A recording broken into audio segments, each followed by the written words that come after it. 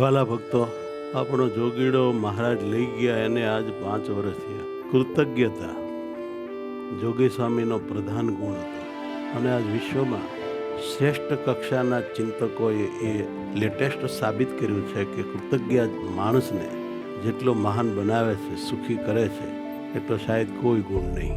અને આપણે જે ભગવાનના ભક્ત છીએ એને તો કૃતજ્ઞ થવાના બહુ ચાન્સ છે.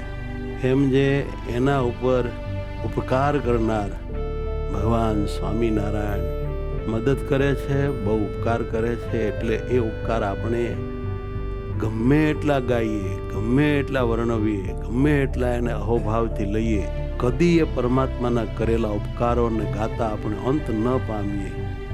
એટલા ઉપકારો ભગવાને આપણા ઉપર કર્યા છે.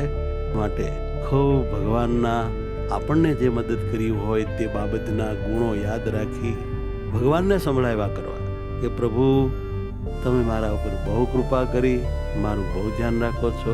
આવા મોટા ગુરુજી આપ્યા, આવા મોટા સંતો આપ્યા, આવા ભક્તો આપ્યા, આવું સ્થાન આપ્યું, આવું માન આપ્યું, આવું બધી રીતે ભગવાન ભજાય એવું તમે ગોઠવી દીધું. આ બધી તમારી કૃપા છે. સતત સારા વિચારો આપો છો, સતત મારા વિઘ્ન ટાળો છો, દોષો બાળો છો. કેટલી બધી અખંડ પ્રભુ તમને પમાડ્યાની તમે પોતે મદદ કરો છો. ને હે નાથ, તમે જો અમને તમને ન પમાડો તો અમે કોઈ કાળે તમને પામી જ ના શકીએ. માણસ બહુ મહેનત કરે તો માયામાંથી કદાચ મુક્ત થાય, પણ પુરુષોત્તમ નારાયણ યુક્ત થવું એ તો પુરુષોત્તમ કૃપા કરે તો જ એકાંતિક ભક્ત થવાય છે. એવા હે ભગવાન, તમે બહુ દયા કરો છો, બહુ દયા કરો છો.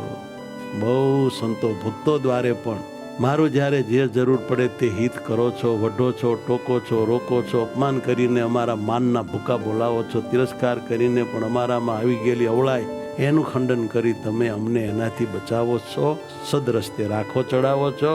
આમ હંમેશા જોગી સ્વામીમાંથી શીખીને આપણે આવી પ્રાર્થના, કૃતજ્ઞતા વ્યક્ત કરવાનું નિયમ રાખવું જોઈએ.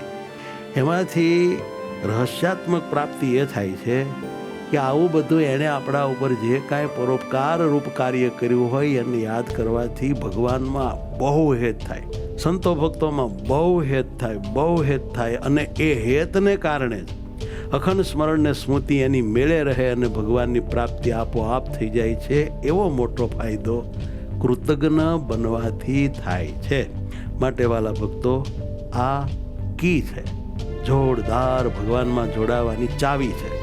આને આપણે જોગી સ્વામીને આદર્શ માનીને પકડી લેવી બહુ જરૂરી છે.